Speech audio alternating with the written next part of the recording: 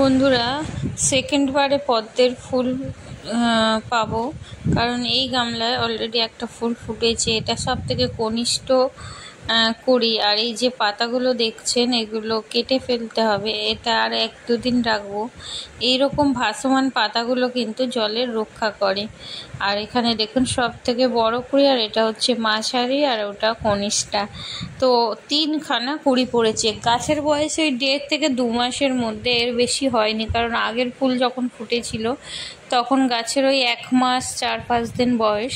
তো আমি একবার দিয়েছিলাম এমপিকে 1/2 চামচ, এমপিকে 19-19-19, তো ওটাই আবার আমি এখানে দিলাম। তো মাসে একবার দিচ্ছি, এর বেশি আমি দিচ্ছি না। যখন বসিয়েছিলাম অনেকটা হাড় গুঁড়ো আর ভার্মি কম্পোস্ট দিয়ে একদম মাটির নিচে।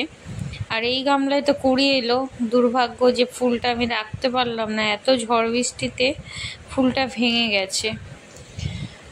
তো সমস্ত খাবার দিয়ে দিলাম, আর দেখুন কুড়ি থেকে ফুল ফুটে গেছে, ফুটে আবার হয়ে পড়ে গেছে। আজও খুব বৃষ্টি হচ্ছে, তাই জন্য এইভাবে পড়ে গেছে।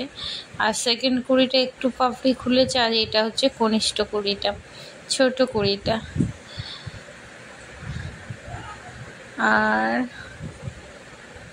আমার বাগানে যে পদ্ম ফুটবে এটা অনেক দিনের ইচ্ছা ছিল, আর সেটার থেকে যে এত সুন্দর পদ্ম পাবো। পদ্মটা পুরো ফোটেনি, কাল এটা আশা করি সম্পূর্ণটা ফুটে যাবে। আর এর মাথায় যেগুলো দেখছেন এগুলো কিন্তু কুড়ি, দেখুন সমস্তটাই ফুটে যায়। একটা যেন হচ্ছে শক্তি কাজ করছে না, সাদার পাশে একটা হোয়াইট আভা, যেন হচ্ছে দিব্য শক্তি। তো আমার তো ভীষণ আনন্দ যে এই ফুল তুলে আমি আজকেই ঠাকুরকে দিয়ে দেবো, রাখবো না। যখনই ফোটে আমি তখনই তুলে দিয়ে দিই। ভালো লাগলে সাবস্ক্রাইব করবেন, পাশে থাকা বেল বাটন